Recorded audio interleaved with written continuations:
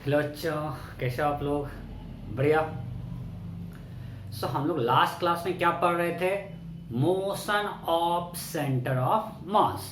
और वहां से हमने पढ़ा V C M equal to summation of M I V I by summation of M I, right? मैं जैसे आपको रिकैप करवा रहा हूँ, हमने क्या क्या पढ़ा।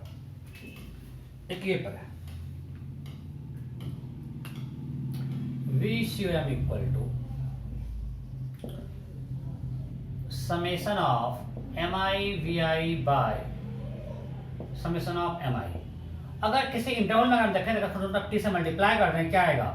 Displacement of centre of mass पर डेल्टा आर की बात करें, that will be summation of M I delta R I by summation of M I. कोई दिक्कत? अगर हमको डिस्प्लेसमेंट इन एक्स देखना है तो displacement of centre of mass in X will be summation of M I delta X I by summation of M I. Displacement in Y summation of M I delta Y I. हाँ चलो, Y में plus में इसके साथ आएगा,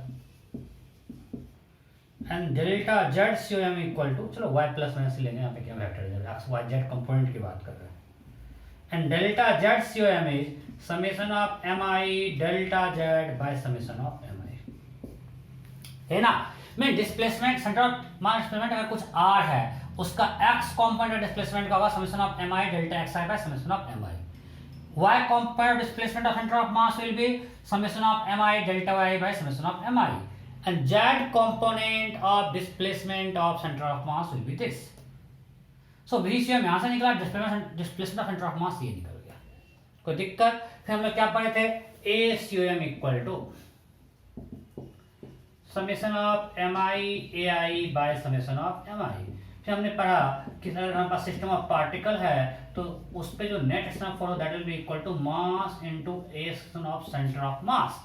जो हम लोग यहाँ पे आपको हमें स्टार्टिंग में बताए, centre of mass concept used to convert a system of particle into single particle.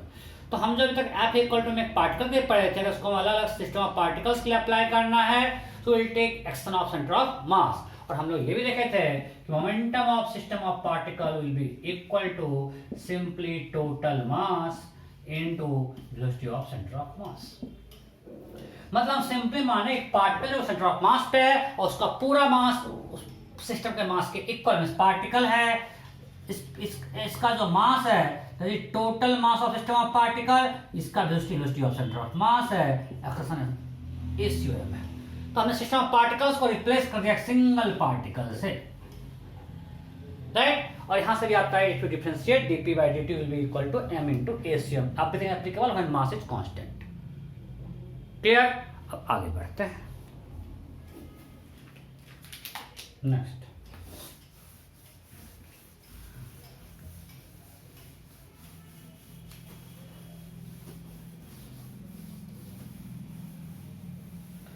अब क्वेश्चन करना शुरू करते हैं और सिंपल क्वेश्चन से स्टार्ट करते हैं। Let's assume we have 3 particles. Particle 1 of mass 2 kg moving in this direction with velocity 25 meter per second at angle 37 degree horizontal. Okay. Particle 2 या particle A, particle B of mass 5 kg moving in this direction with a speed 2 meter per second, and particle C moving in this direction with velocity 4 meter per second and mass let's assume 2 kg, mass 2 kg। ये हमारा x है और ये y है। Then question is find, कोई गलती नहीं करेगा, velocity of centre of mass. Question क्या है? Find velocity of centre of mass. किसी का गलत नहीं होना चाहिए। Find velocity of centre of mass, find velocity of centre of mass.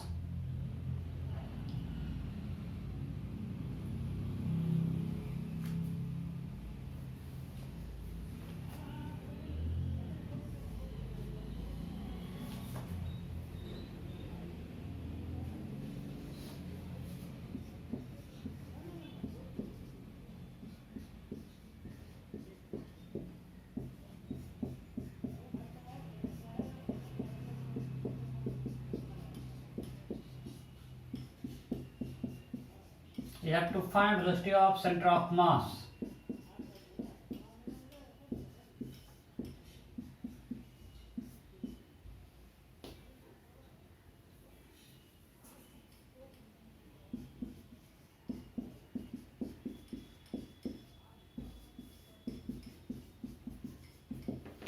Simple formula putting है, find velocity of centre of mass. जल्दी लिख लीजिए, फॉर्मूला पुटिंग क्वेश्चन दिया हूं, हो गया? ओके, अब मैं करता हूं। अब आपको V1 V2 V3 पता है, मास पता है, तो आपको पता है फॉर्मूला क्या है, VCM equal to M1 V1 plus M2 V2 plus M3 V3, सब कुछ वेक्टर है, by total mass means M1 plus M2 plus M3। हमें ये फॉर्मूला यूज करना है to find velocity of centre of mass. अब बताना V1 वेक्टर क्या है, 25 cos 37, 20 I cap plus 15 J cap. What is V2? Minus 2 J cap. And what is V3? It's a 4 I cap. So आपको सब velocity दिया हुआ है,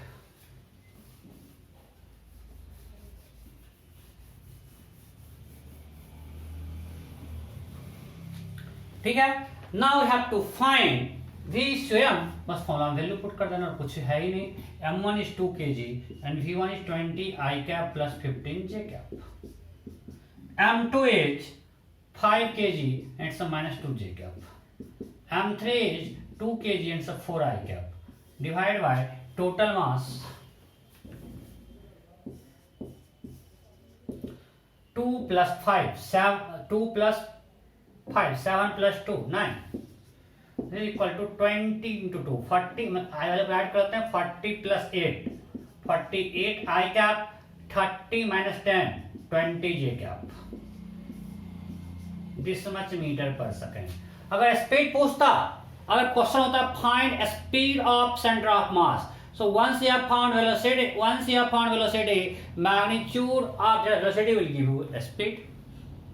Am I clear? Because we know speed is equal to magnitude of instantaneous velocity, ठीक है, तो constant है। Next, time pass कर रहे हैं, टाइम पास, मजा आ रहा है टाइम पास करने में। Next question,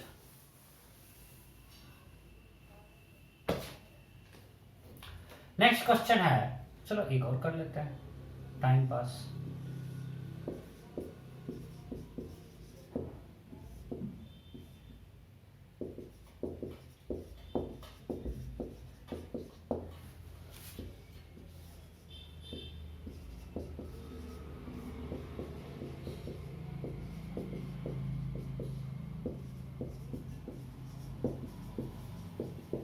So you have system containing 3 particles and the exceptions are given.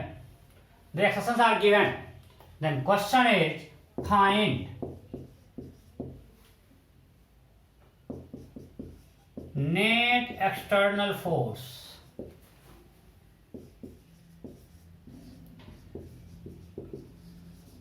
acting on system।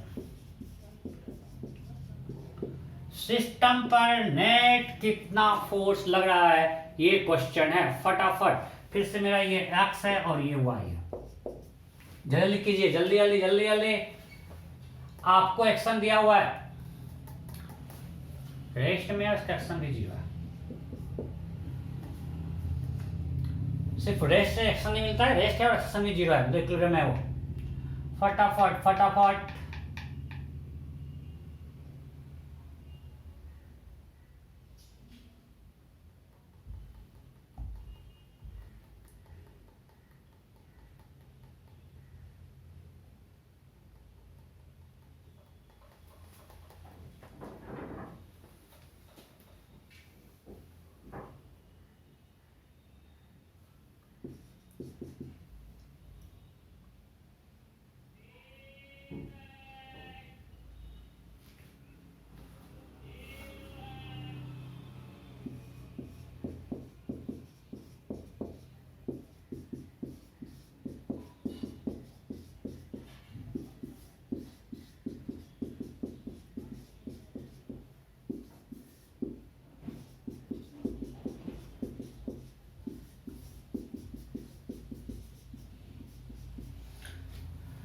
Okay, so you have to find net external force acting on the system.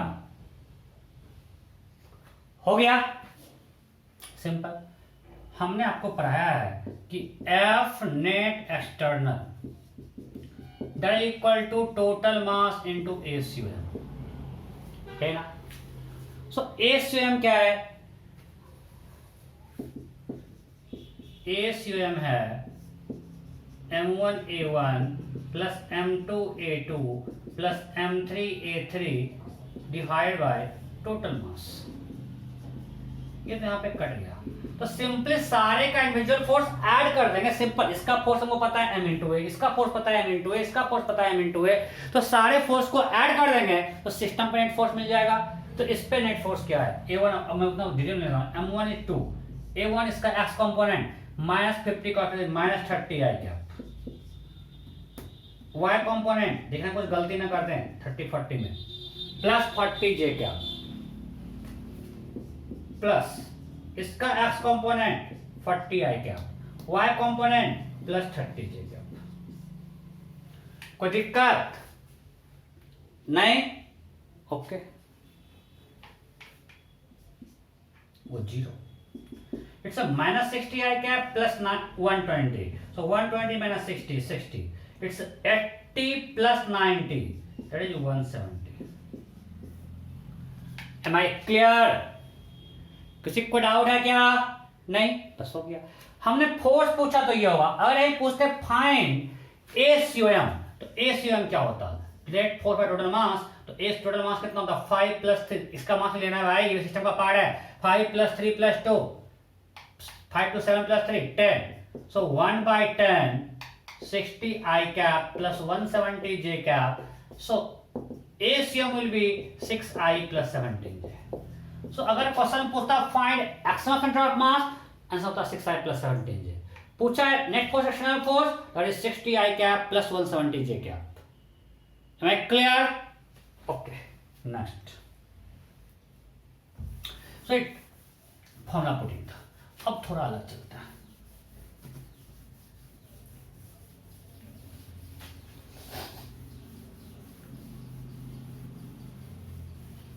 समझो,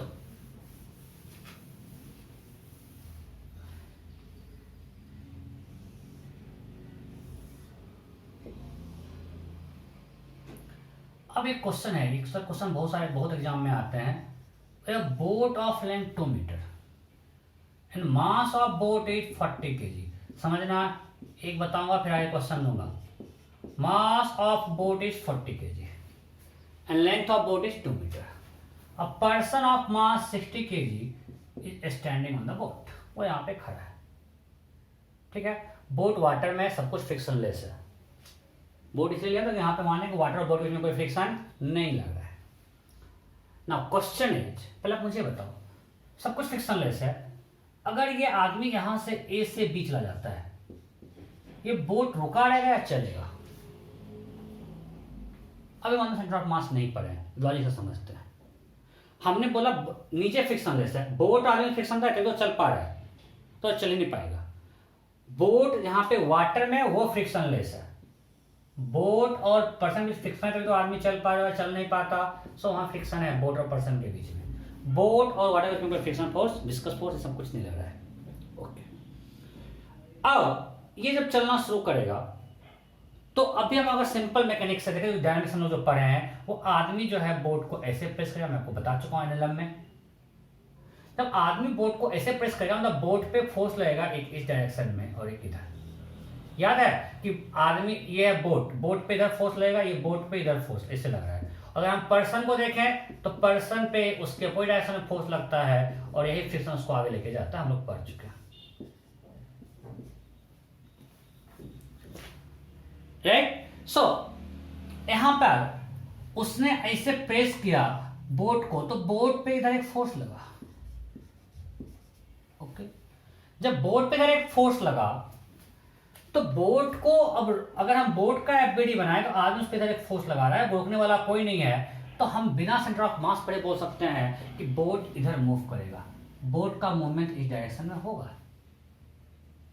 ये हम बिल्कुल FBD देख के, सिर्फ force का direction देख के बता सकते हैं। अभी हमने कोई सेंटर ऑफ मास का कॉन्सेप्ट नहीं है, सबको समझ में आना चाहिए। क्वेश्चन तो बन ही जाएंगे, कॉन्सेप्ट क्या होना चाहिए। ओके, इधर मूव करेगा, ये तो देख के बोल दिया, चलो ठीक है। अब दूसरी बात करते हैं, सेंटर ऑफ मास पे देखते हैं। हम ग्राउंड पे एक ऑब्जर्वर खड़ा है, ऑब्जर्वर ग्राउंड पे खड़ा है और उसने सिस्टम लिया बोट प्लस पर्सन।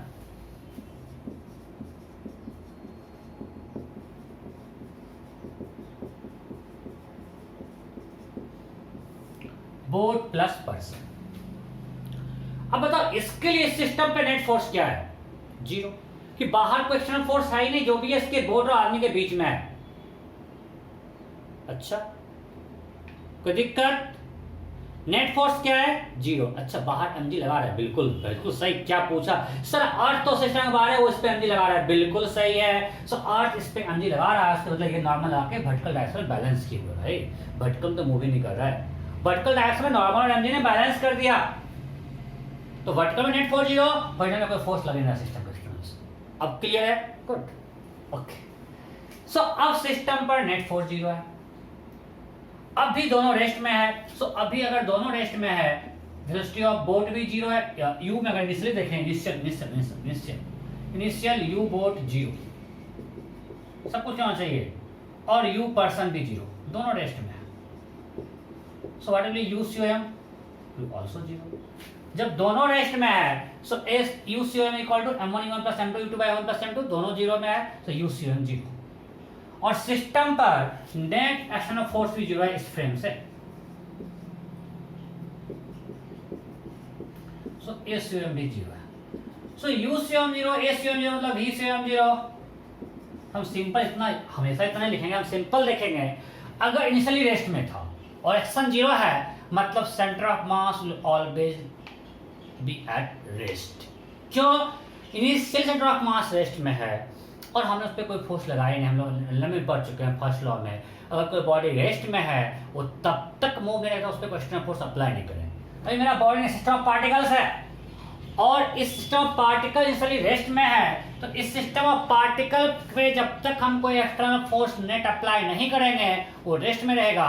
तो यहाँ पे कोई नेट फोर्स जीरो है, मतलब centre of mass will remain at rest. So आदमी अगर मूव करेगा बोट पे, तब भी ग्राउंड पे हम देख रहे हैं कि सिस्टम पे एक्सटर्नल फोर्स जीरो है। So from this frame centre of mass of system will be at rest, will be at rest. Okay, अब हमको निकालना है बोट कितना मूव करेगा। अब ये लॉजिकल है भाई, जब सेंटर ऑफ मास रेस्ट में है, ये मतलब सेंटर ऑफ मास मान ले कहीं यहाँ पे, लेट्स से अब ये आदमी इधर जा रहा है, सेंटर ऑफ मास को नहीं लाना है, मतलब बोट को इधर आना पड़ेगा। अभी आदमी का सेंटर ऑफ मास ये है, बोट का सेंटर ऑफ मास ये है। अरे भाई यहाँ पे सिस्टम में दो चीजें, एक पर्सन है, उसका मास यहाँ है, बोट सेंटर ऑफ मास है, बोट यूनिफॉर्म है, सेंटर ऑफ मास यहाँ पे। इस दोनों सेंटर ऑफ मास कहाँ पे होगा? पूरे सिस्टम का सीएम कहीं यहाँ पे है। अब जब आदमी इधर मूव करेगा, सेंटर ऑफ मास को यहीं रखने के लिए बोट को मेरी तरफ आना पड़ेगा, right? Because centre of mass has to be at rest. System पे एक्सटर्नल फोर्स जीरो है और इनिशियली रेस्ट में था। क्लियर? सो इधर मूव करेगा। वैसे अगर आप उल्टा मान लोगे तब भी आंसर सेम है। मैं आपको दोनों करके दिखाता हूं। तो हम मानते हैं पहले बोट इधर मूव करिए एक्स। जब आदमी यहाँ आया इस एंड पे, ए से बी पे, बोट लेट्स एज्यूम हमारी तरफ एक्स डिस्प्लेस कर दिया, मतलब बोट यहाँ आ गया, ऐसा हो गया, and this distance is X. अब अगर सेंटर ऑफ मास रेस्ट में है, so delta X C O M has to be zero, right? तो सेंटर ऑफ मास रेस्ट में है।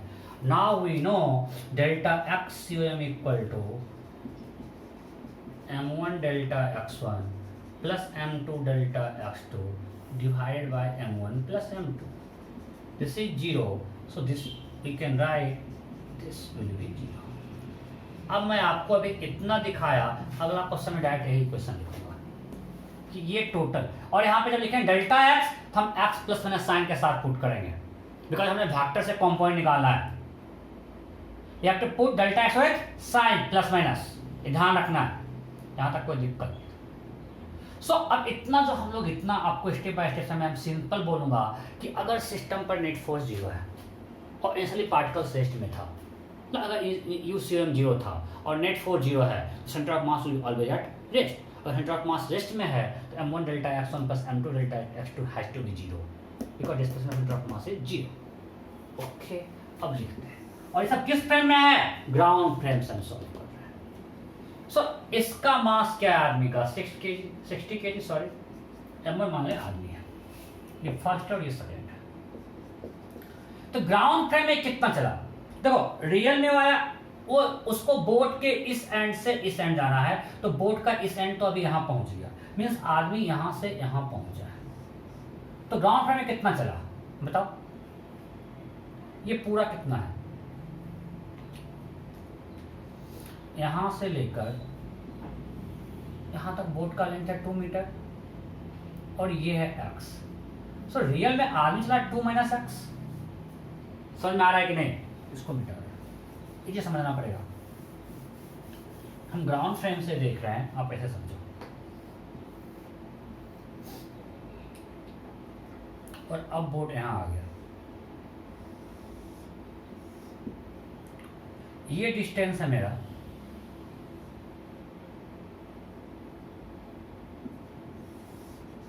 2 मीटर, अच्छा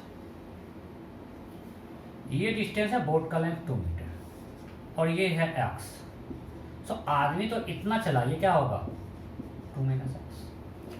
किधर चला? उधर मानते हैं पॉजिटिव, हम इसको मान लेते हैं पॉजिटिव। सो ये आदमी उस डायरेक्शन में उधर चला 2 minus x. So m1 delta x1 that is 60 into 2 minus x plus m2 mass of boat 40, और बोट तो माने कि एक्स चला और मेरी तरफ आया है, सो निगेटिव है, this has to be 0। So 120 minus 60x minus 40x equal to 0. So 120 equal to 100x. So x is 1.2. तो मेरा x पॉजिटिव है, मतलब हम जो माने उस डायरेक्शन में चलेगा। हमने इधर x माना है और मेरा x भी आया 1.2, मतलब हम जो माने हैं उस डायरेक्शन में चलेगा। सो 1.2 मीटर मेरी तरफ चलेगा। क्लियर? अगर आपको कोई मीडियम कंफ्यूजन हो रहा है तो हम एक काम करते हैं, अभी हमने इधर माना ना, अब उधर मानते हैं, उसको मिटाना। अब हम मानते हैं कि बोट उधर शिफ्ट कर गया, पहले बोट ऐसा था और अब बोट यहां आ गया।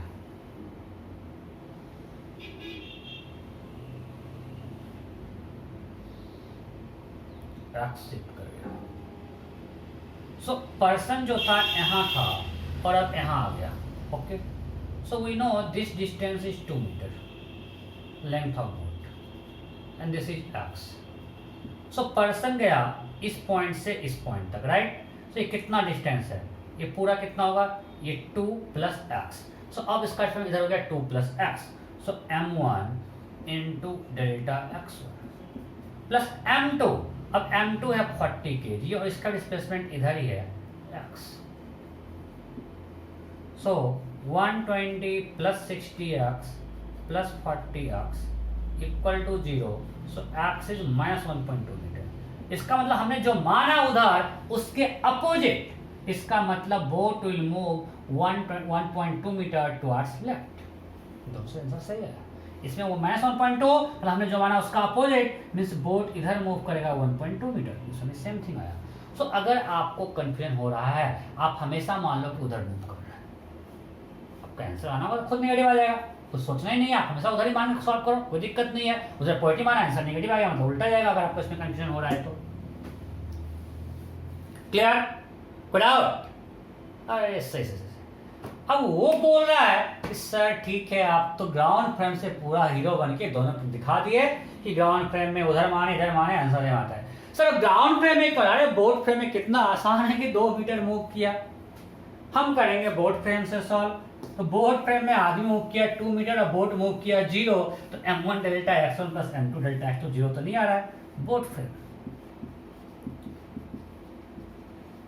बोट फ्रेम में डेल्टा x1 क्या होगा 2 मीटर।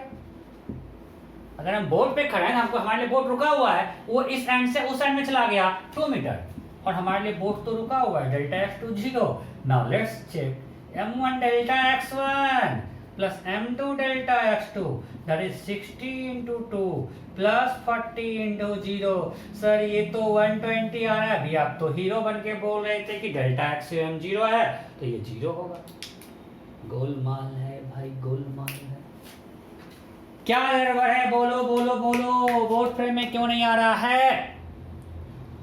गुड, क्या सोचा? बोट फ्रेम मेरा इनर्शियल या नो इनर्शियल? No inertial. आदमी चल रहा है, फ्रिक्शन लगाया, बोट एक्सलेट हुआ, so boat frame no inertial है। और ये सब कुछ हम कहां से डिराइव किए? हम डिराइव किए कि नेट फोर्स 0 है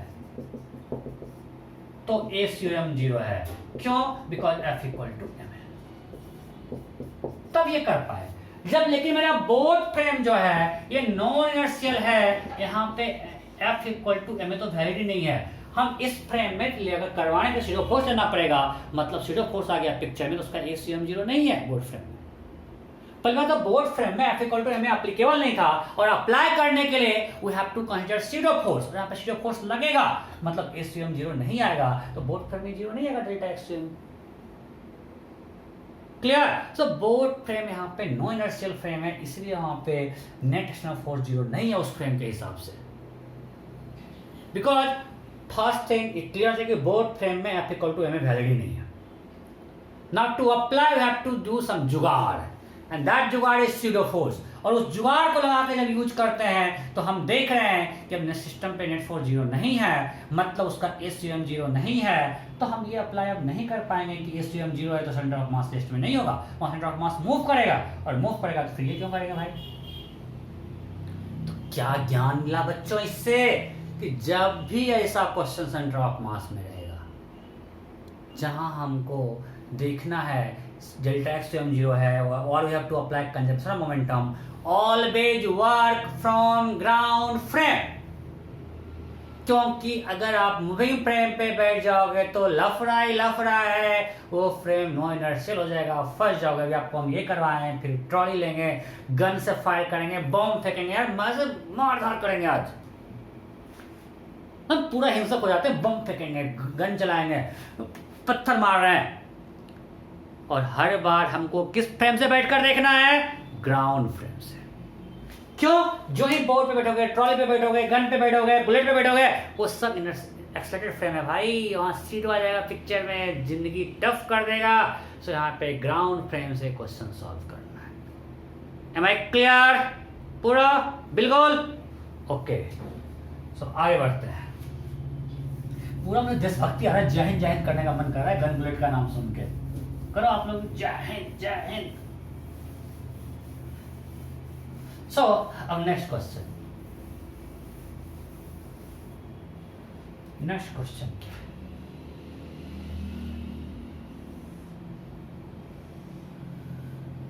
ओके, फिर से मेरा प्यारा सा बुलेट, ठीक है, बुलेट दिमाग में घूम रहा है, बोट है बोट, और इसके ऊपर गर्लफ्रेंड बॉयफ्रेंड है। अब मैं नाम ही लूंगा, सब अपने आप को वहां पर प्लेस कर लो। ओके, ये लड़का है और ये लड़की, दोनों बोट के दो किनारे पे खड़े हैं। अब बोल रहे हैं सर क्या मतलब बोटिंग करने जाएंगे दोनों किनारे पे रहेंगे क्या? रुको तो यार, साथ ला रहे हैं ना, परेशान क्यों हो रहे हैं?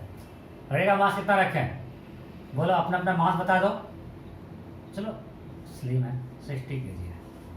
लड़के 50 kg, सजूरी बना दी। ओके, अब ऑब्वियस है भाई, बोटिंग करने गए, पूरा अच्छा मौसम है, रोमांटिक मौसम है, दोनों अलग तो नहीं रहेंगे। सो दोनों अब पास आके मिलते हैं। पूरे बोट का लेंथ है 2 मीटर, ठीक है। देन क्वेश्चन इज फाइंड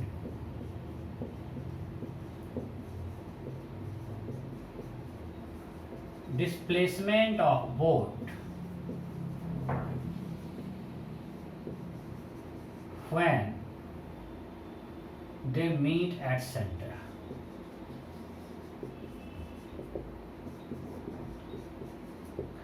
अगर वो सेंटर पे मिल रहा है तो उसमें डिस्प्लेसमेंट ऑफ बोट क्या होगा? फटाफट कीजिए, फटाफट फटाफट।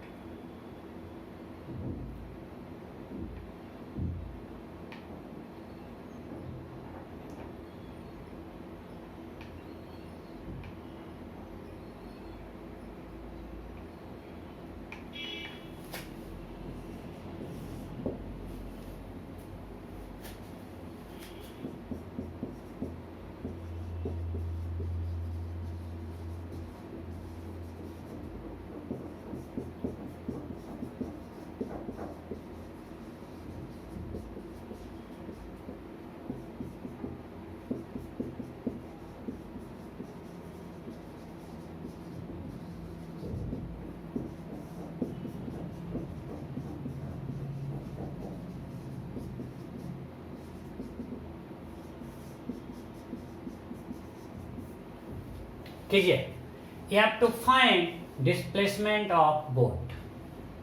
हो गया, मैंने ध्यान दिया, मैं भी किया, आप भी किए। ओके, सो मैंने आपको ऐसा बोला कि हम आपकी सिंपलिसिटी के लिए मान लेते हैं कि बोट राइट ही जाता है, हमेशा में ही मानेंगे। इधर गया बोट, सो बोट डिस्प्लेस किया एक्स।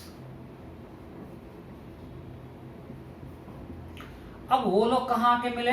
बोट के सेंटर पे, यहाँ पे मीटर। तो ये कितना है? 1 मीटर। पूरा लेंथ 2 मीटर था, सेंटर पे 1 मीटर, बोट के सेंटर पे आके मिलते हैं। सो अब बताओ ये लड़का कितना चला? लड़का यहाँ था, यहाँ से आया, तो ये तो x है और यहाँ से यहाँ 1 है। सो वो इधर चला 1 प्लस एक्स। यस और नो? बॉय जो है वो इस डायरेक्शन में चलता है, displacement of boy is 1 plus x in this direction. Am I clear? Centre पे आता है, सेंटर यहाँ पे आ गया है, तो ये 1 मीटर है, वो था यहाँ पे, यहाँ से ये एक्स है, तो चला कितना? 1 प्लस एक्स। अच्छे से समझना, गर्ल कितना चलती है? वो यहाँ पे थी और यहाँ आई, ये पूरा 1 मीटर, क्योंकि सेंटर से डिस्टेंस इसका ये 1 मीटर है और ये एक्स है, तो वो चली कितना? 1 minus x in this direction.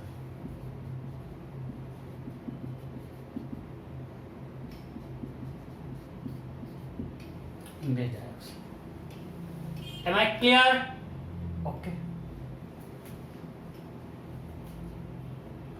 अब बोट कितना चला?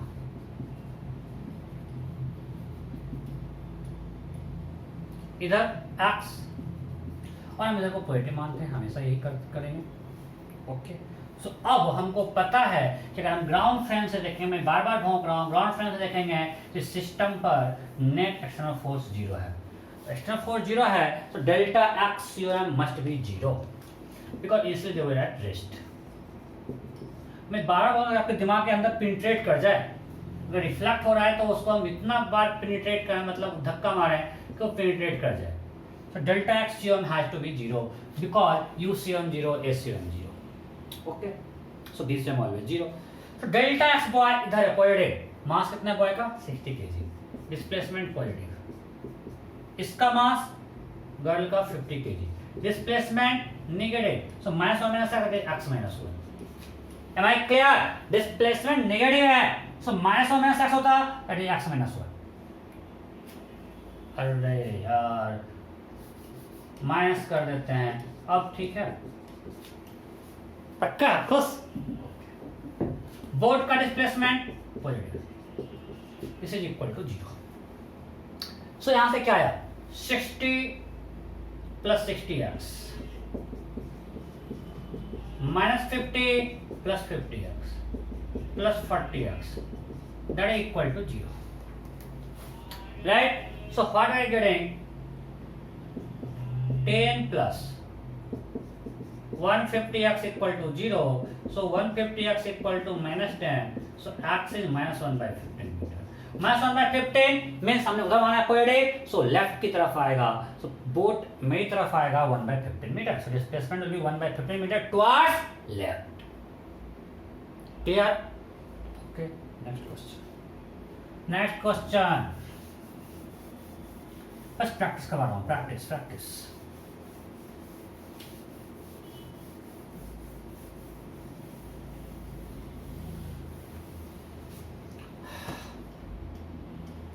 चलो बिल्कुल सेम टाइप करता है। फिर से बोट है,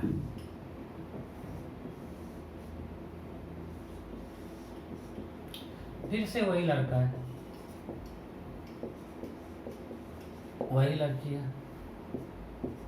और बोट का लेंथ थोड़ा बढ़ा देता है, लंबा बोट है। अब लोग गेम खेल रहे हैं, मस्ती कर रहे हैं। सो गेम में रूल है कि दोनों को अपना पोजीशन एक्सचेंज करना है। मतलब हो जाएगा, ये लड़का जाएगा इस एंड पे, लड़की आएगी इस एंड पे, ठीक है। Question is if they exchange their position,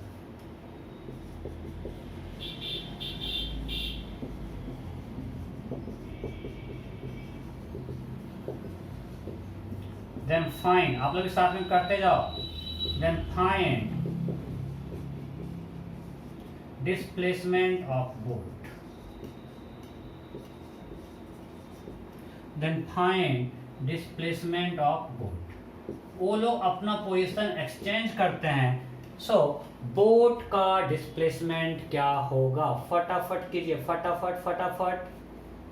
find displacement of boat. अच्छा, बोट का मास दिया ही नहीं, चलो फट्टी कीजिए, जल्दी करो, मैं भी कर रहा हूं।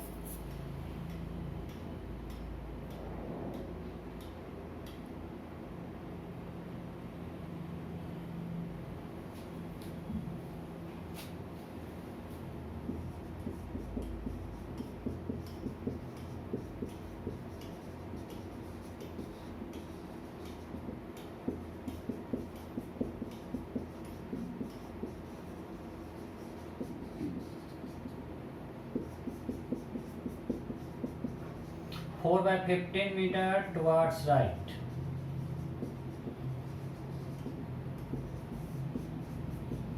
4 by 15 meter towards left, nota. We have to find displacement of boat. फटाफट कीजिए, हो गया? ओके, मैं करता हूँ। फिर से मानते हैं कि बोट गया उधर राइट साइड में, यही तो हम लोग करते आ रहे हैं। सो बोट को हमने इधर भेज दिया, चल जा से। ओके, सो ये एक्स है, ठीक है, ये डिस्टेंस है 4 मीटर। ओके, अब फाइनली क्या हो गया, लड़का यहां पहुंच गया और लड़की यहां आ गई।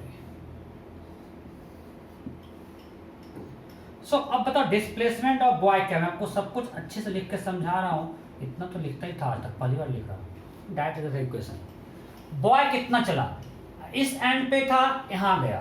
तो देखो ये तो एक्स है और ये कितना है 4।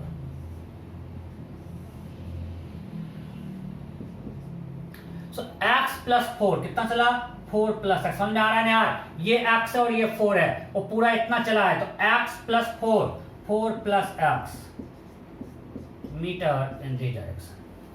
Displacement of gold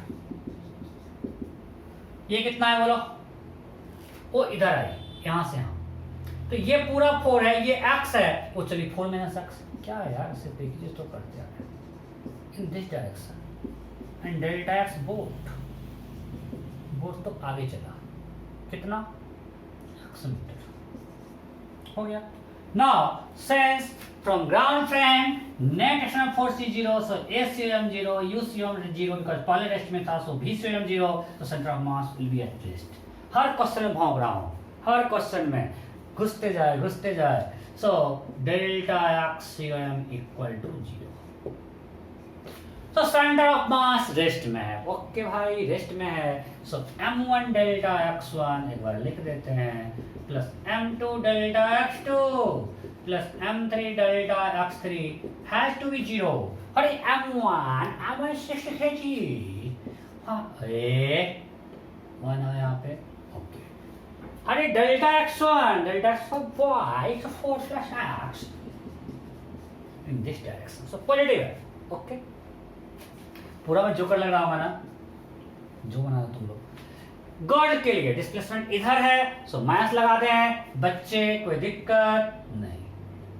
m2 50 4 minus x plus m3 40 kg and delta x3 उधर ही x है, so this has to be 0, so 60 into 4 240 minus 200, so पर लिखते हैं 240, one more step, this minus 200 minus plus 50x plus 40x, this has to be 0, तो 60 plus 50 110 plus 40 150x plus 40, this is equal to 0, so x equal to minus 4 by 50 minus 4 by 50, so displacement negative है, हमने उधर माना था, no displacement is 4 by 50 metre towards left। अरे हमेशा left नहीं आता यार, अभी हम इधर हैव भी रख रहे हैं, इसको मूव करवा रहे हैं इसलिए लेफ्ट आ रहा है, परेशान है हमेशा लेफ्ट ही आएगा सर क्या। ओके, सो इस तरह को बहुत कर लिया यार, बोर हो रहे हैं हम भी क्या, boat boat boat boat. Next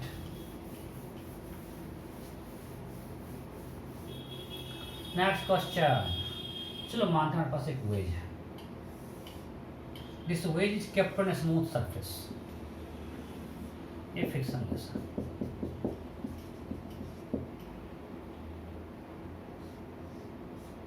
ऐसा, ठीक है। अब लेट्स एज्यूम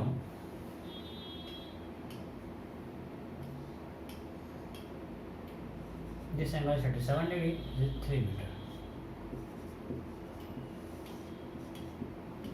ओके, अब हमने यहां से इसको रिलीज कर दिया, ठीक है। हमारे सरफेस ये भी स्मूथ है,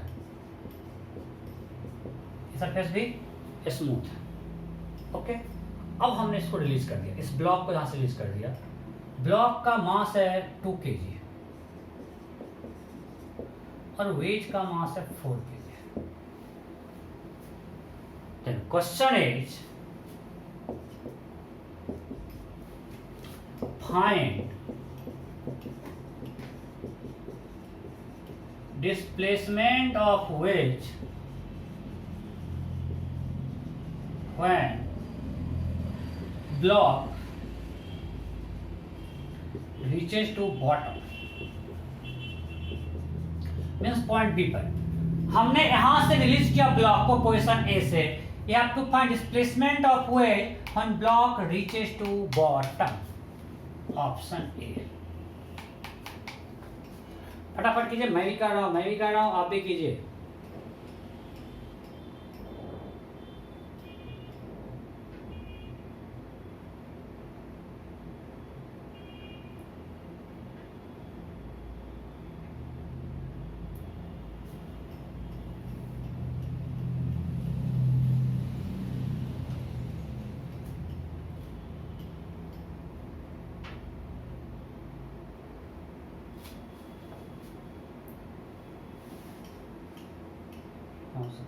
चलो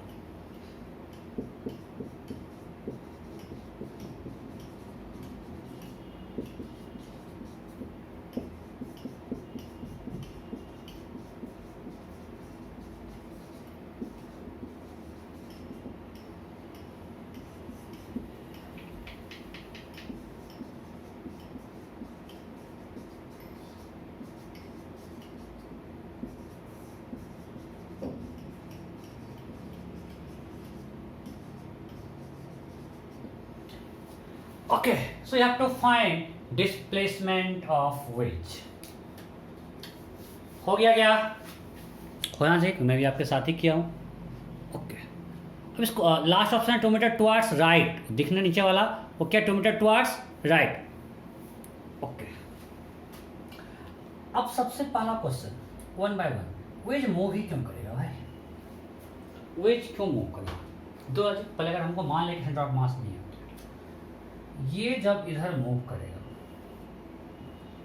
आपको पढ़ा भी चुके हैं सेंटर, ये नीलम में चीज बताएं, क्वेश्चन करवाए थे कि ये 2, जब हम वेज का एफडीडी बनाएंगे तो वेज पे इसने किधर एक फोर्स लगाया, नॉर्मल वेज कैपेबिलिटी में ये आएगा, ये कुछ मान लीजिए N1 है, ये N2 है और ये mg है, वेज का जो भी मास होगा।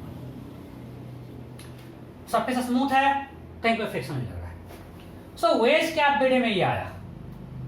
ओके, अब वेज के इस वर्टिकल फोर्स तो बैलेंस हो जाएगा। हम इसको अगर दो कंपोनेंट में बांटे तो वेज पे इधर एक धक्का लग रहा है, उसको अपोज करने वाला कोई नहीं, अगर फ्रिक्शन नहीं है तो। आपको हम क्लास में करवा चुके हैं एनएलएम के लास्ट लेक्चर में कि इस पे ब्लॉक कहते हैं, आपको एक्शन करवाए थे वेज का कितना होगा, याद है आपको क्वेश्चन करवाया हुआ है। सो यहाँ पे वेज तो मूव करेगा, किधर मूव करेगा इस केस में, इधर मूव करेगा। सो वेज मूव करेगा, डिस्प्लेसमेंट होगा, ये हमने एनएलएम से पूछ दिया।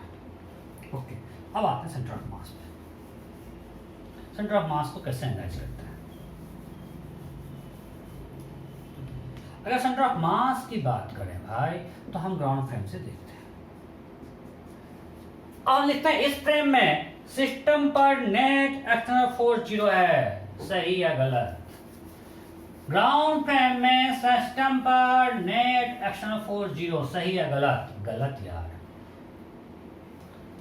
सिस्टम पर एक्सटर्नल फोर्स देखें, एक्स में चलो कोई फोर्स नहीं लग रहा है, वाई में ये जो इसको लगा रहा है mg और यहाँ पे भी mg लग रहा है। एक नेट फोर्स तो y में, तभी तो नीचे आ रहा है, वो यहीं पे रुका रहता है यार। इसका अगर y में फोर्स बैलेंस्ड होता फिर नीचे आता कि यहां से यहां पहुंच गया। सो यहां पे सेंटर ऑफ मास रेस्ट में नहीं है, सेंटर ऑफ मास y में मूव कर रहा है। जब ये ब्लॉक यहां पे था और इसका सेंटर ऑफ मास मानते हैं वेज का, लेट्स सपोज वेज का सेंटर ऑफ मास यहां पे h/3 है, लेट्स सपोज, और इसका सेंटर ऑफ मास अभी यहां पे पार्टिकल है। सेंटर ऑफ मास दोनों पार्टिकल कहीं बीच में होगा, कुछ हाइट पे कहीं होगा।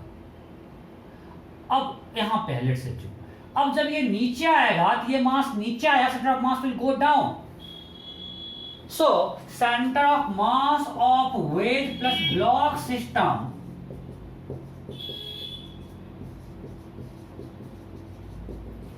इज नॉट एट रेस्ट, वो रेस्ट में नहीं है।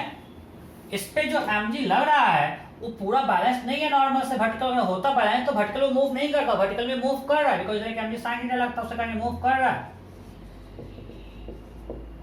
सी जब अलोंग द वे जब आ रहा है मतलब वर्टिकल में मूव कर रहा है।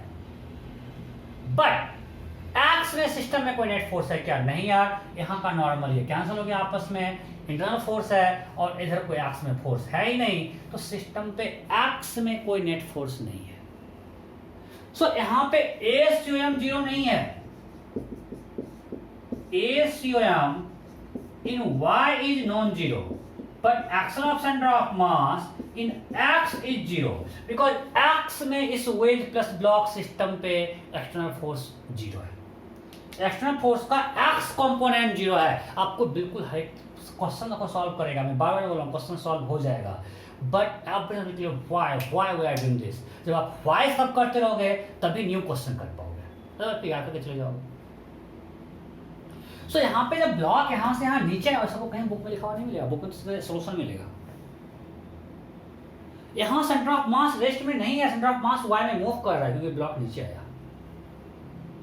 बट एक्स में सिस्टम पे net force 0, centre of mass x में रेस्ट पे रहेगा, मतलब x centre of mass x direction move नहीं करेगा, सिर्फ वाई में मूव कर रहा है। सो यहाँ पे ACOM का सिर्फ y कंपोनेंट है, x कंपोनेंट 0 है। अब u का दोनों कंपोनेंट 0 है, ux भी 0 है एंड uy भी 0 है, u का दोनों कंपोनेंट 0 है। सो uy 0, ux 0, ax 0, ux 0, ax 0, सो vx भी 0 होगा, मतलब centre of mass will not move in x direction. मतलब इस फ्रेम में delta x of centre of मास 0 है, डेल्टा x 0 है, डेल्टा y 0 नहीं है। सो अगर डेल्टा x 0 है, so you can write again this is equal to 0। Okay, अब फिर से मेरा जो स्टैंडर्ड मेथड है वही करेंगे कि हम मान लेते हैं कि वेज आगे गया,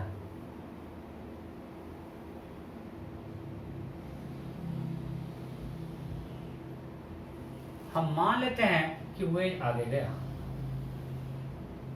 एक्स में, ठीक है। सो ब्लॉक जो यहां से था वो यहां पे आ गया। सो ये मेरा 4 मीटर है, कैसे आया? ये 37 है, ये 5 मीटर डिग्री थे क्या? अच्छा चलिए जरूरत नहीं है। 1087 इक्वल टू 3/4 सो ये 4 मीटर। सो वेज एक्स में यहां से यहां आया, मतलब पहले इस लाइन पे था, यहां से आया, वेज एक्स में ब्लॉक कितना चला, ब्लॉक कितना चला, यहां से यहां गया है एक्स से मतलब 4 प्लस एक्स। तो displacement of block in x is 4 प्लस एक्स। सब मिटा रहा हूं। So displacement of block in x direction is 4 plus x. So delta x of block is 4 plus x towards right. इधर चला, right? Wedge भी x में जा रहा है इधर, so delta x of wedge that is also equal to x in this direction. So now we'll apply this. M1 is 4 into 4 plus x. Oh, M1 कितना है 2, ब्लॉक का mass 2 plus 4x, this has to be 0। कोई दिक्कत नहीं, कोई question mistake नहीं कर रहा हूँ, कॉन्सेप्ट बिल्कुल सही है। सो यहाँ से क्या आएगा 8 plus 2x plus 4x, 8 plus 6x equal to 0, so x is -8/6 that is -4/3, mean displacement will be 4/3 meter towards left. Am I clear? Okay. आगे बढ़े। Next question.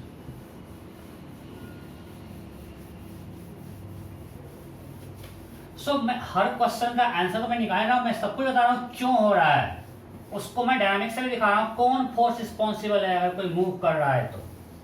Next question, let's assume a frictionless rod. इस पे एक ring है, ring भी frictionless है, तो यहाँ पे कोई म्यू 0 है, इससे एक ब्लॉक बंधा हुआ है।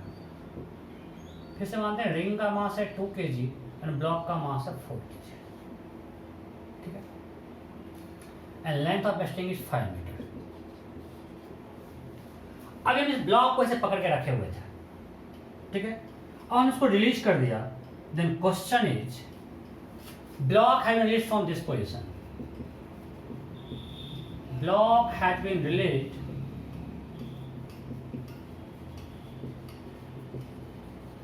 From position shown in figure.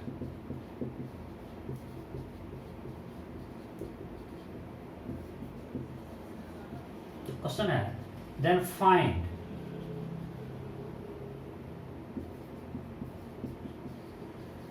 displacement of ring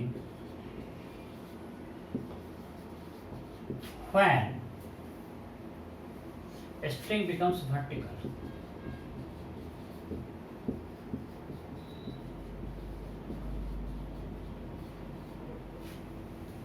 अब क्यों बोलेगा सर आप ये सब क्वेश्चन एक्स्ट्रा मास से क्यों पढ़ा? एलएम से करेंगे, एलएम से करोगे तो परेशान हो जाओगे। यहीं पे जब स्ट्रिंग मूव करेगा, एंगल चेंज करेगा, उसका टेंशन चेंज कर देगा, परेशान हो जाएगा, वेलोसिटी यहाँ पे लगातार चेंज करेगा, पसीना छूट जाएगा।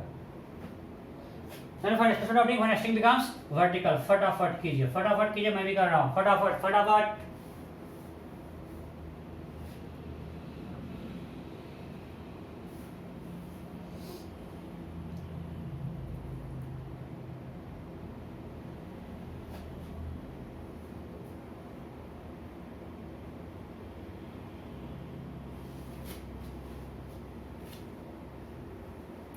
Option A 10/3 meter towards left, towards right.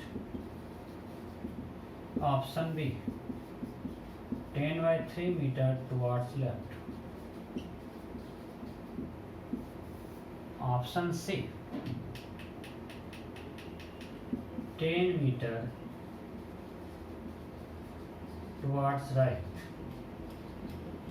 Option D 10 meter towards left. And option E NOTA. सब दिख रहा है ना, जो उसमें हम पीछे देखना ही भूल जा रहे हैं। अब पूरा पढ़ाने के मूड में यार, मन कर रहा है पूरा खत्म कर दे। हो गया क्या? हो ही गया होगा। आप तो हमसे थे, जो मेरा भी हो गया है। सो अगेन हम मानते हैं रिंग इधर जा रहा है, रिंग इधर गया, और अब स्ट्रिंग वर्टिकल मतलब ऐसा आ गया। ओके अच्छा, अब पूछते हैं कि सर आप ये कर रहे हो, पहले तो ये बता दो, आप हर जगह बता रहे थे कि चलेगा क्यों। अरे भाई इसलिए चलेगा कि जब हमने रिलीज किया, मान ली कुछ स्ट्रिंग ऐसा हो गया, ये ब्लॉक ऐसे आ रहा है, सो जिसमें मान ली ब्लॉक कुछ ऐसा इस पोजीशन पे, लेट्स से इस पोजीशन पे, तो इस पे इधर एक टेंशन लगेगा रिंग पे। स्ट्रिंग जब टाइट हुआ तो रिंग पे इधर एक टेंशन फोर्स लग रहा है। उस टी का दो कंपोनेंट है, एक इधर और एक इधर, राइट। इससे कहानी आगे जाएगा, आगे जाएगा। अगर हम ग्राउंड फ्रेम से देखें तो इस सिस्टम पर एक्स में एक्सटर्नल फोर्स क्या है, 0, बिकॉज इस पे जो टेंशन लग रहा है इधर, उतने तो ब्लॉक पे लग रहा है इधर, ये तो इंटरनल फोर्स हो गया, कैंसिल हो गया। एक्सटर्नल फोर्स पे एक्स में है क्या, नहीं। ब्लॉक पे mg है, यहाँ पे सेंटर ऑफ मास रेस्ट में नहीं है। मैं आपको पहले फिर से मैं भौंक नहीं रहा हूँ, यहाँ सेंटर ऑफ मास रेस्ट में है क्या, नहीं। सेंटर ऑफ मास y में मूव कर रहा है, बिकॉज ये यहाँ से यहाँ आया, तो सेंटर ऑफ मास y में मूव कर रहा है, बट x में यहाँ पे फ्रिक्शन नहीं है, टेंशन तो इंटरनल फोर्स हो गया, कोई फोर्स x में है नहीं, तो centre of mass will be at rest in x direction, because AC is 0 in x, UC is 0। Clear? तो centre of mass will be at rest in x, मतलब x में सेंटर ऑफ मास का displacement 0 होगा, delta x COM will be 0। Delta y फिर से 0 नहीं है, block नीचे आ रहा है, mg लग रहा है, पूरा mg बैलेंस नहीं है, तभी तो नीचे आ रहा है। So centre of mass rest किस में है, x में है। ओके सो हमने मान लिया कि यहां से यहाँ x चला, ओके ब्लॉक यहाँ आया। सो ब्लॉक कितना मूव किया, ये x में कितना मूव किया, यहां से यहां आया, इस लाइन में आया x में, तो कितना होगा 5 - x। So displacement of block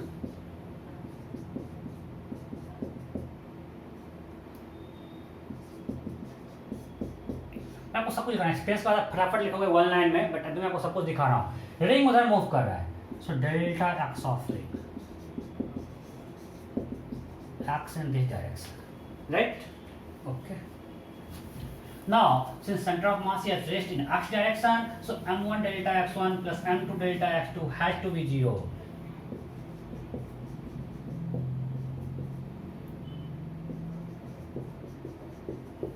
देखो अपने आपको बुक में ये लिखा हुआ मिलता है, तो वहाँ पे आपको वो लोग x1 x2 को अपोजिट डायरेक्शन माने, इसलिए कंफ्यूज मत करना, हम जो कर रहे हैं वही करो, ये सब एक्सपीरियंस के बाद करना, अभी यही ठीक है, कंफ्यूजन नहीं होगा। सो m1 ब्लॉक का मास 4 kg, डेल्टा x1 इधर है, सो माइनस कितना 5 - x plus m2 this into x equal to 0, so ये -20 minus plus 4x plus 2x equal to 0, so 6x equal to 20, so x equal to 10/3 metre, मतलब right direction, finally right में move कर रहा है। अब हम देखो देख के बोल सकते हैं राइट या लेफ्ट, सेंटर ऑफ मास को वहीं रहना है, अगर एक लेफ्ट चलेगा राइट, तभी सेंटर ऑफ मास को वहाँ रख पाएगा ना। अरे 2 पार्टिकल है, उसका सेंटर ऑफ मास यहाँ पे है, मान लिए अगर एक को इधर चला, सेंटर ऑफ मास को ही रहना है, दूसरे को इधर आना पड़ेगा, तभी सेंटर ऑफ मास यहाँ पे रह पाएगा। अगर दोनों दूर जाएगा, अरे यहाँ सही लिखेगा, सही है, कोई दिक्कत? अगर दोनों इधर जाएगा, सेंटर ऑफ मास तो एक्स में स्पेस कर जाएगा, सो एक गया प्लस एक्स, दूसरा आना पड़ेगा माइनस एक्स में। तो ऐसा ही देख के यहाँ पे सब एक्सपीरियंस से आएगा कि अगर हम देख रहे हैं 40 जा रहा है माइनस एक्स में, इसको जाना पड़ेगा प्लस एक्स में। 2 पार्टिकल में देखना आसान रहता है। चलो अब इस टाइप का लास्ट क्वेश्चन, बहुत करवा दिए, इस टाइप का लास्ट क्वेश्चन।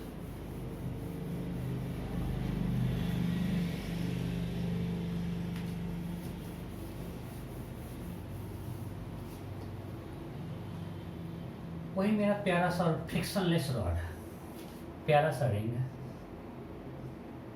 इससे बंधा हुआ प्यारा सा ब्लॉक है। रिंग का मास 2 kg, ब्लॉक का मास 4 kg, लेंथ 5 मीटर, सब कुछ वही रख दिया, फिर क्वेश्चन क्या होगा तुम सोचो, क्या पूछ सकते हैं, तो सोचो। Find displacement of ring when string forms angle 37 degree with horizontal. यहाँ आ जाए ब्लॉक, क्वेश्चन क्या है, find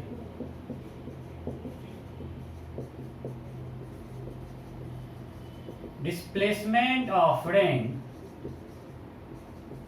when string forms 37 degree with horizontal। हमने यहां से लिस्ट किया जब वो हॉरिजॉन्टल से 37 डिग्री एंगल यहाँ पे आता है उसमें डिस्प्लेसमेंट ऑफ रिंग क्या होगा। फटाफट फटाफट।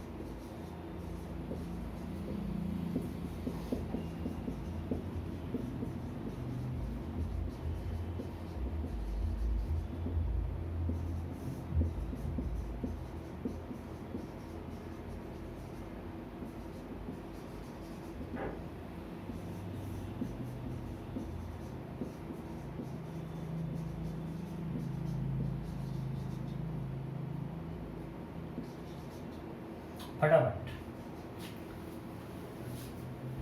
जल्दी कीजिए।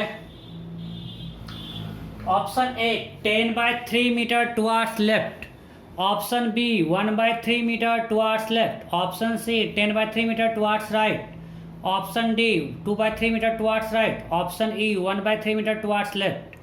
You have to find displacement of ring when string forms angle 37 degree with horizontal। हो गया? ओके, ये फिगर मतलब ऐसा होगा, फिगर ऐसा बनना चाहिए कि मान लीजिए यहाँ से यहाँ आ गया, रिंग तो रुका हुआ नहीं है, और अब ये ब्लॉक यहाँ आया एंड दिस एंगल इज 37। यहाँ से ये फिगर में ये मान लीजिए एक्स चला, लेंथ ऑफ एक्शन तो चेंज नहीं करेगा। ये कितना होगा 4 मीटर। मान लीजिए कोई पॉइंट ए था, ये ए डैश है और ये कुछ बी डैश है और ये पॉइंट बी था। So what is A dash B dash? It's 4 metre. Okay, so block कितना चला? डिस्प्लेसमेंट ऑफ ब्लॉक है बी बी डैश। पहले बी पे था, बी डैश पे इन एक्स।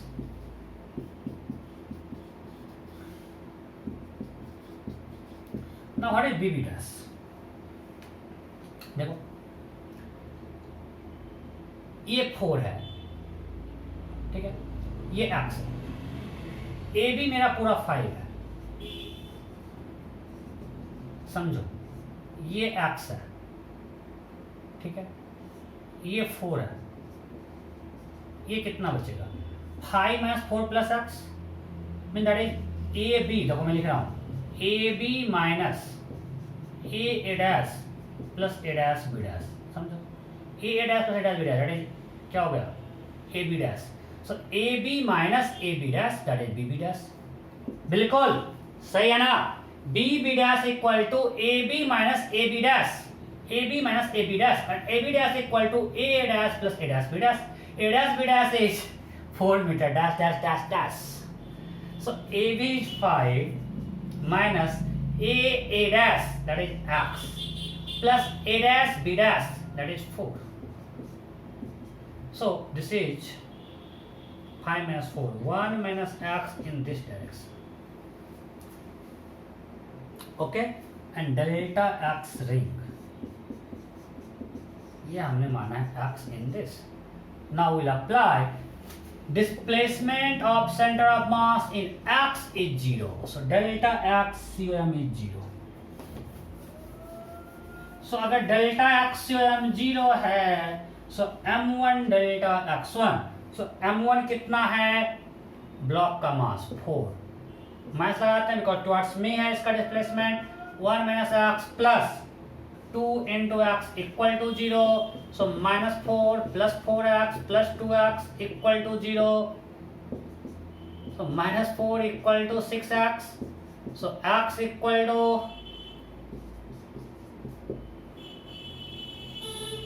गलती की है क्या?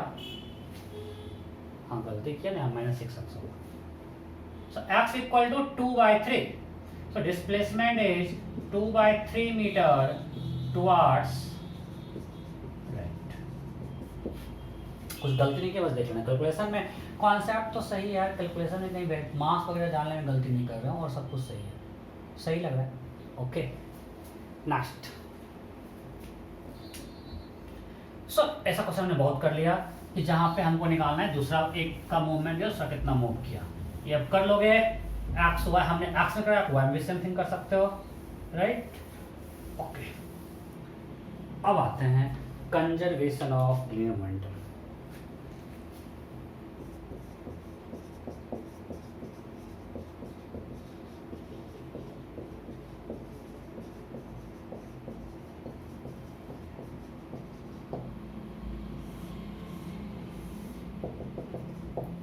समझिए, अब अगर सिस्टम हमारे पास सिस्टम ऑफ पार्टिकल है, आप जैसे क्लास 9 में क्वेश्चन किया होगा, गन से बुलेट छोड़ते थे। सो वहां पे गन और बुलेट सिस्टम पे कोई एक्सटर्नल फोर्स जीरो नहीं है, राइट। और जब कोई एक्सटर्नल फोर्स जीरो नहीं है मतलब सिस्टम का ACOM क्या होगा? जीरो। अगर ACOM जीरो है मीन्स मोमेंटम विल कंजर्व, ये ऐसे समझते हैं। हमने अभी देखा फॉर सिस्टम ऑफ पार्टिकल हम ये अप्लाई कर सकते हैं। F net action per second of motion, that is dp of system by dt. So if F net external is zero, momentum of system will be conserved, constant. Means in absence of, ये आप लोग class 9 में पढ़ चुके हो, in absence of any external force, total linear momentum of system remains constant. Total linear momentum of system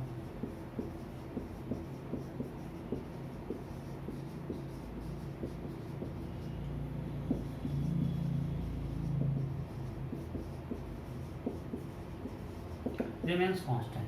means अगर system पे कोई एक्सटर्नल फोर्स नहीं है तो उस सिस्टम का लीनियर मोमेंटम कंजर्व करेगा, कांस्टेंट रहेगा। यहां तक कोई दिक्कत है नहीं? ओके।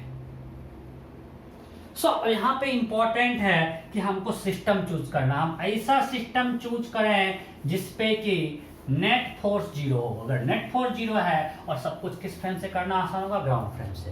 कि ग्राउंड फ्रेम में कोई जीरो वगैरह आने का चर्चा नहीं है। एक सिंपल क्वेश्चन करते हैं कि ग्राउंड पे एक बॉम्ब रखा हुआ था, ठीक है, और ये बॉम्ब अचानक ब्लास्ट कर गया। ग्राउंड पे रखा हुआ था, अचानक ब्लास्ट किया। 3 पार्ट में डिवाइड किया। मान लीजिए मास है 2 kg, ये है 3 kg और ये 5 kg। ये 3 पार्ट में डिवाइड किया। ये वाला जब फ्लाई कर गया, इधर मूव किया, ये वाला पार्ट 100 मीटर पर सेकेंड।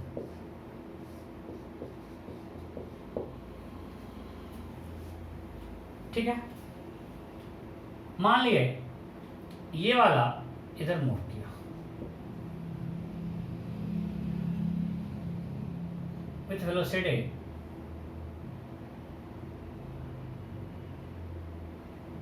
चलो 15 पर सेकेंड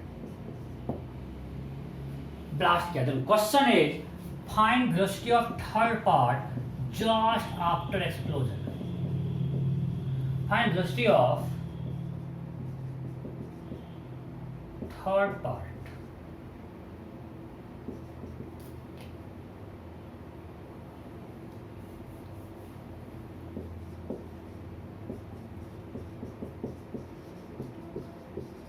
just after explosion। मतलब बॉम्ब ग्राउंड पे रखा हुआ था, अचानक ब्लास्ट कर गया, एक्सप्लोड किया। Then you have to find velocity of third part, जो 3 kg वाला पार्ट है उसका वेलोसिटी क्या होगा आफ्टर एक्सप्लोजन। फटाफट फटाफट कीजिए।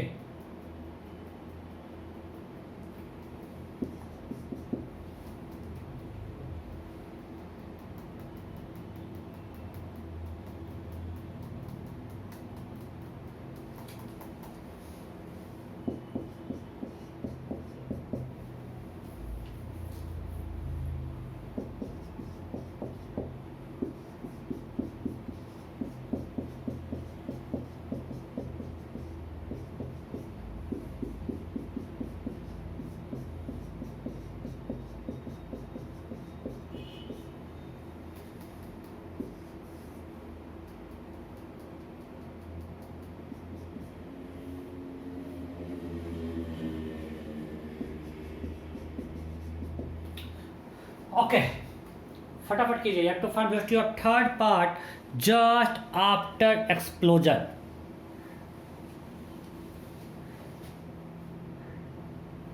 हो गया? ओके, अब मैं करता हूं। सो अब अगर हम सिस्टम लेते हैं सिर्फ बॉम्ब को, सो बॉम्ब का just before explosion just after explosion, question of force है क्या? नहीं है। इसके अंदर फोर्स जनरेट हुआ, इंपल्सिव फोर्स अंदर ब्लास्ट किया, सो अंदर बहुत high magnitude of force generate होता है, तो इतना ऐसा क्वेश्चन मिलता है। इसका फिर 0 से 100 हो गया, इसका 0 से 50 हो गया, मींस इसका इंटरनल फोर्स का मैग्नीट्यूड बहुत ज्यादा है, बट एक्सटर्नल फोर्स सिस्टम पे क्या है? 0। So momentum will conserve, so Pi equal to Pf।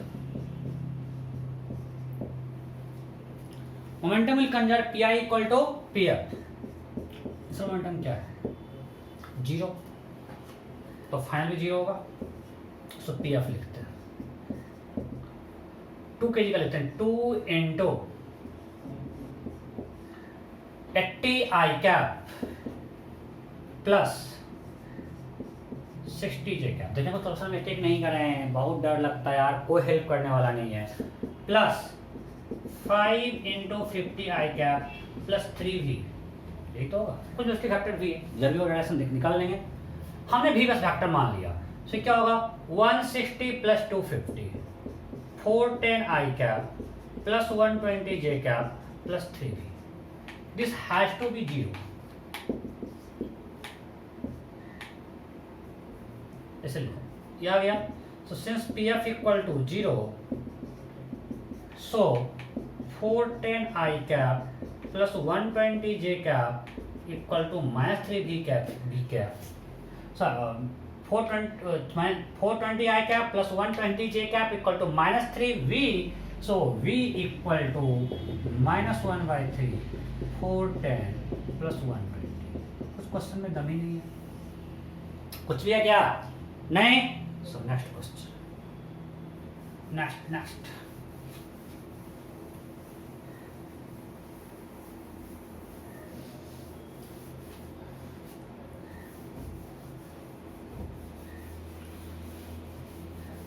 Next question.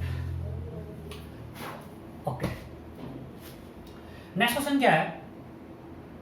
A projectile is throne with velocity 50 meter per second at an angle 37 degrees horizontal at maximum height of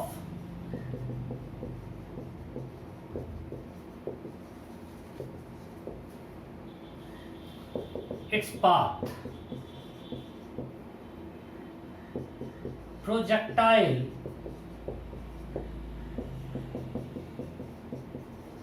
explodes into 2 parts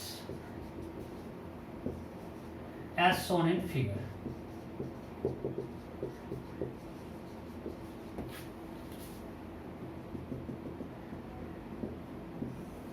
यहाँ पे ये 2 part में divide होता है। First part मान इधर चला गया 50 मीटर पर सेकेंड एट 37 डिग्री। इसका मास मान लेते हैं कुछ 2 kg है और इसका मास है 3 kg सेकेंड पार्ट का, ठीक है। So total mass of projectile is, अब प्रोजेक्टाइल ऑफ मास 5 kg है।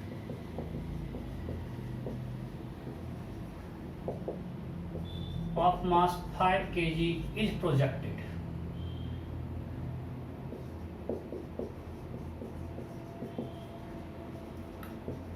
and at maximum height of its path projectile explodes into 2 parts as shown in figure. Then question is find velocity of second part just after explosion. Then find velocity of second part just after explosion. फटाफट कीजिए, फटाफट कीजिए।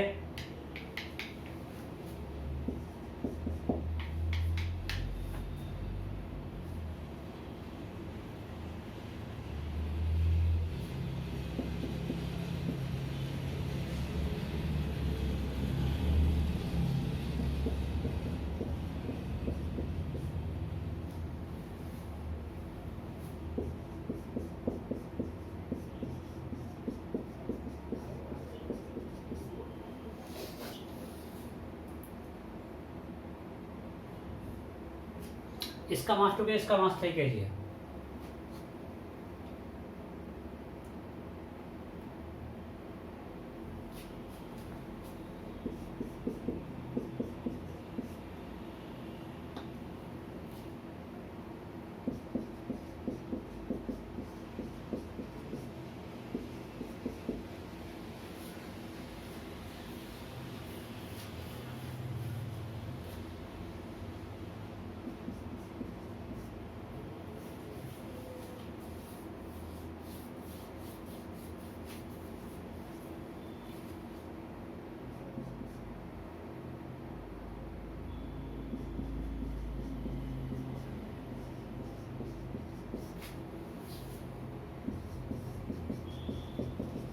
Sir option दिख रहा है क्या?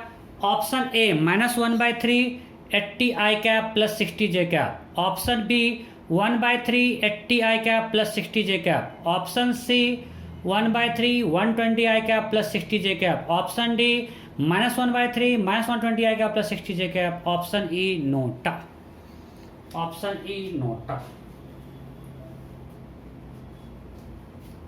हो गया? ओके, इसमें लोग गलती करते हैं।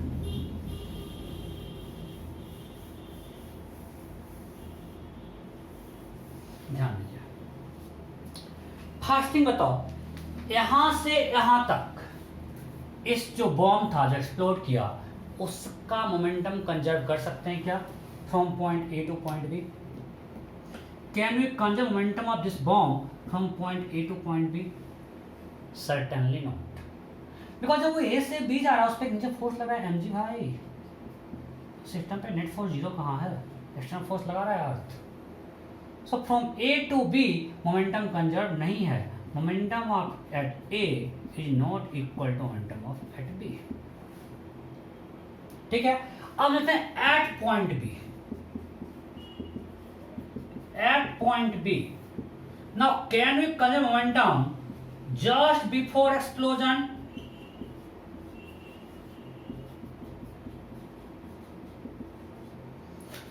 and just after explosion.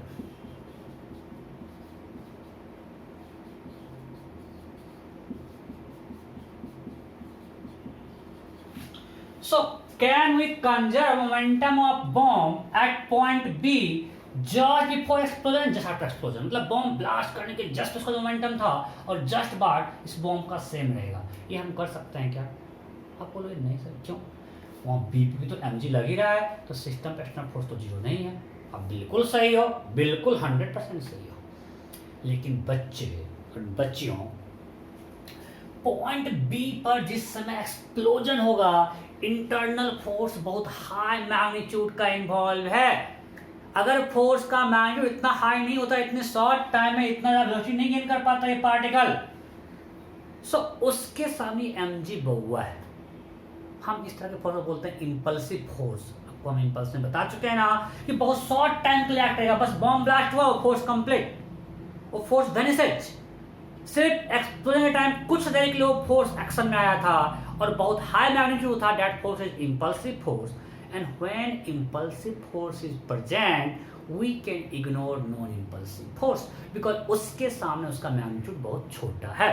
So explosion के टाइम जो फोर्स इन्वॉल्व है यहाँ पे उसके सामने mg बहुत छोटा है, so we can ignore mg।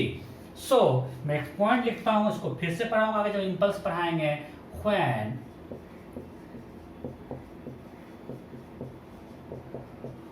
impulsive forces are involved,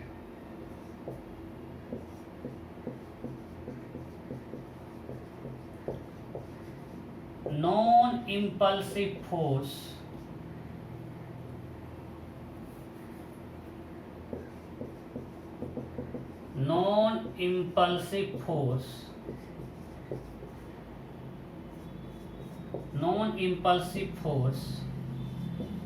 may be ignored.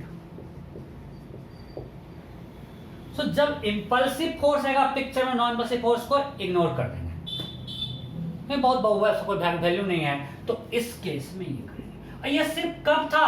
During explosion. Explosion के बाद फिर से अपनी पिक्चर में आएगा और उसके बाद फिर मोमेंटम कंजर्व नहीं होगा। तो सिर्फ जब तक एक्सप्लोजन हुआ, just before explosion and just after explosion we can conserve momentum of this bomb या बॉल जो भी एक्सप्लोड कर रहा है, राइट? बॉम्ब ही एक्सप्लोड कर रहा है तो जस्ट बिफोर एक्सप्लोजन इसका मोमेंटम जीरो है। यही तो आप लोग गलती कर दिए, जीरो नहीं है। प्रोजेक्टाइल अपने मैक्सिमम हाइट पे है, तो just before explosion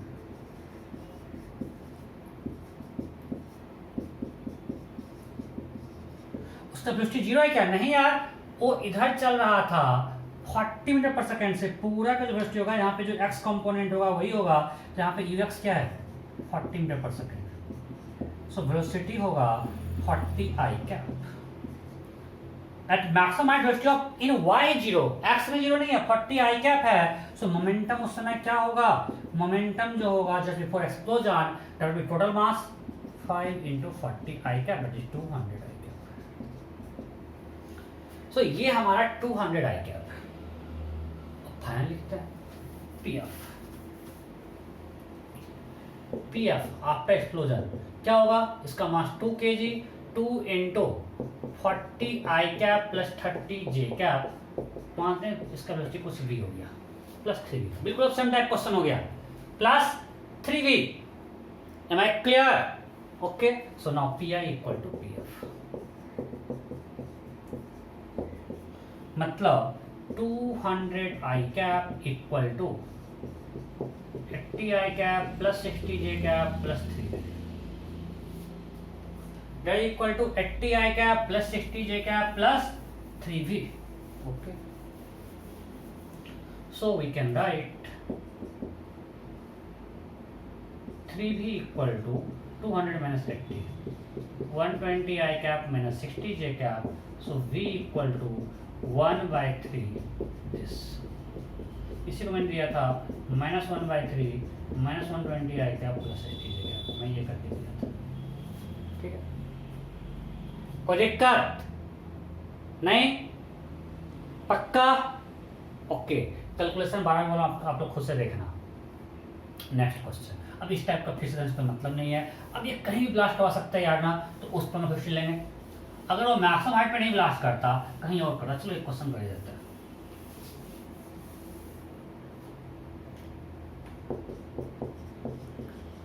A bomb of mass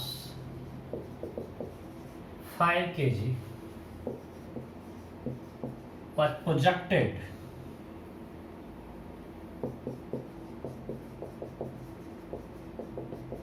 with velocity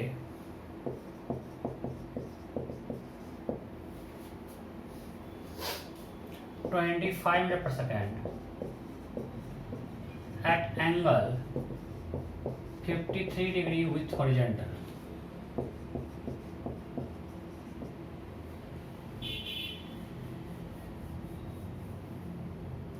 With horizontal.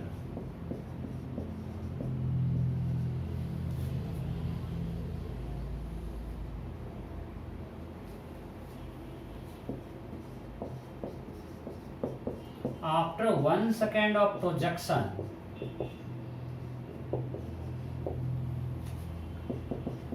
it explodes into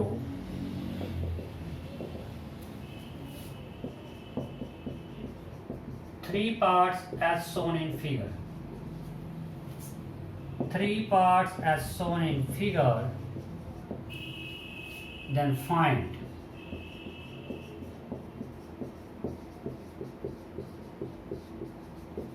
velocity of third part. Question में कुछ भी दम नहीं है, बिल्कुल सेम टाइप है। हमने इसको इसे प्रोजेक्ट किया। मास कितना है 5 kg। ये कितना एंगल है 53। वेलोसिटी कितना है 25 मीटर पर सेकेंड। ओके, मान ली यहाँ पे आके एक्सप्लोड करता है। एक अलग फिगर में दिखाते हैं। यहाँ पे आके एक्सप्लोड किया। एक वो है 1 kg का, ये है 2 kg का, और ये भी है 2 kg का। जो करना है कर दो यार। जैसे वेलोसिटी becomes 100 मीटर पर second in this direction. Velocity of this 2 kg part is in this direction 50 meter per second. So first part है 1 kg का, उसका वेलोसिटी है 100 मीटर पर second at angle 37 degree horizontal. First part ये है।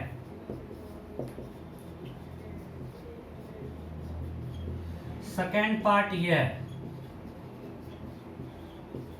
You have to find velocity of this third part. ये हमारा third part है। Then you have to find velocity of third part just after explosion. Clear? Okay, ये homework. ये question homework.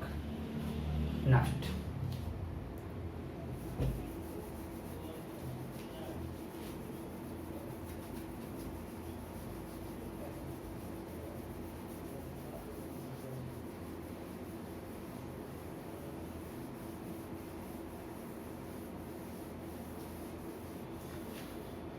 Question है a projectile is projected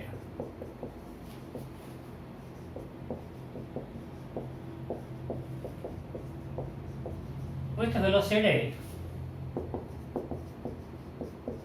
50 meter per second at angle 37 degree with horizontal.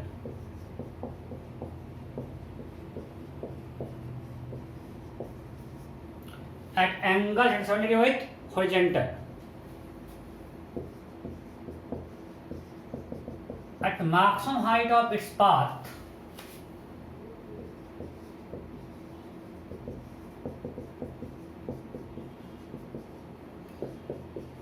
projectile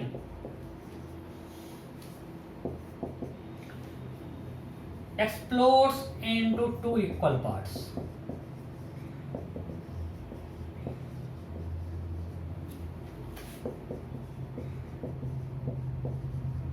One part comes to rest. One part comes to rest. Means जैसे टूटा एक part में कुछ नहीं, वो रेस्ट में आ गया, फुस्सी में वो वहीं पे गिरी, मतलब वहीं रेस्ट में आ गया। Then find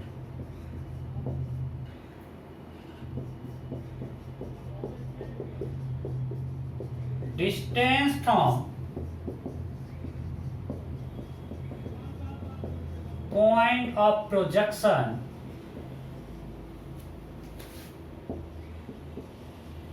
where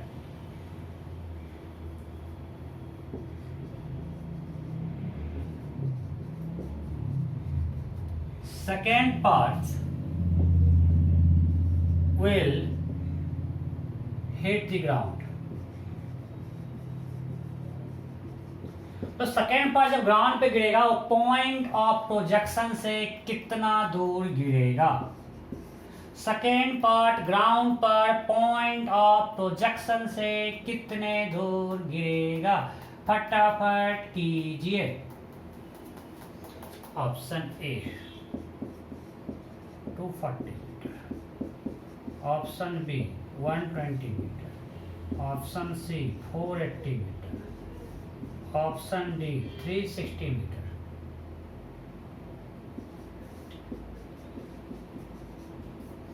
option E note.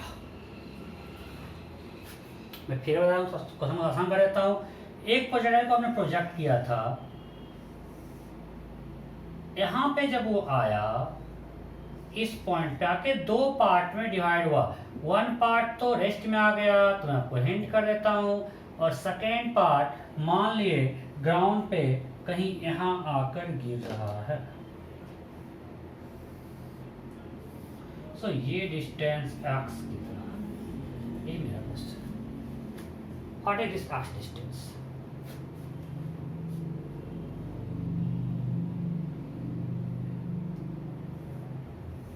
ठीक है, आपको क्या पूछा है? X x x x. What is this x?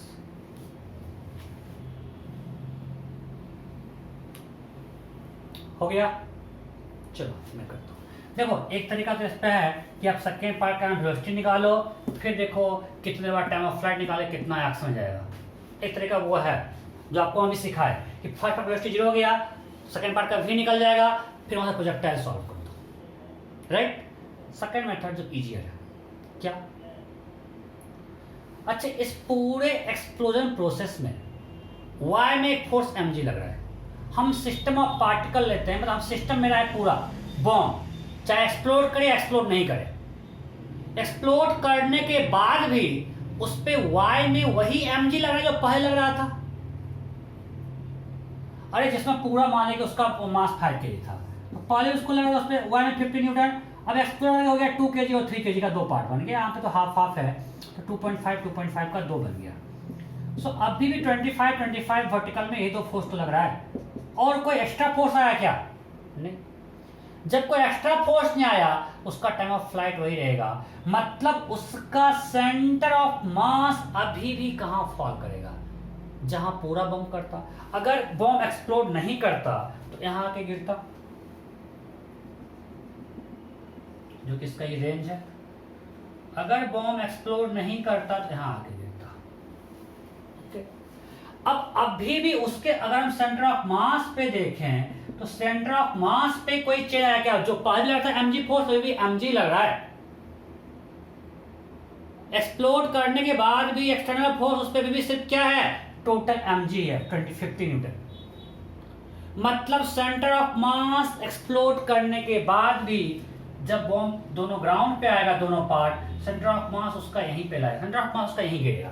मैं ये ऐसे समझा रहा हूं। आप समझ लो कि एक सेंटर ऑफ मास एक पार्टिकल है, जब बॉम्ब अलग पार्ट फ्रैगमेंट में बट गया उसका सेंटर ऑफ मास एक पार्टिकल है, उस पर भी mg लग रहा है, मतलब सेंटर ऑफ मास उसका अभी भी यहीं आके गिरेगा। सो सेंटर ऑफ मास यहां पे आके गिरेगा, इसका कोऑर्डिनेट है r0, ये मान लेते 0 0। एक पार्ट जो रेस्ट में आया वो यहीं गिर जाएगा, रेस्ट में आया तो कोई वेलोसिटी नहीं है, सिंपली mg कार्ड नीचे आ जाएगा, तो उसका एक पार्ट यहां गिरेगा ग्राउंड पे, उसका कोऑर्डिनेट क्या होगा? r/2। Why r/2? Because maximum height पे है, एट मैक्सिमम हाइट, सो r/2, 0। तो हमको इसका कोऑर्डिनेट निकालना है, तो बहुत आसान हो गया। इसका मास m है, इसका मास m है, इसका मास 2m है, बिकॉज इक्वल पार्ट है बेटा, यहाँ क्वेश्चन में दिया हुआ है, it divides into 2 equal part. So now we know xum equal to m1x1 plus m2x2 by m1 plus m2। तो xum कहाँ पे है? r पे, सो r equal to m into x1 that is r/2 plus m into x, ये निकालना है, by 2m।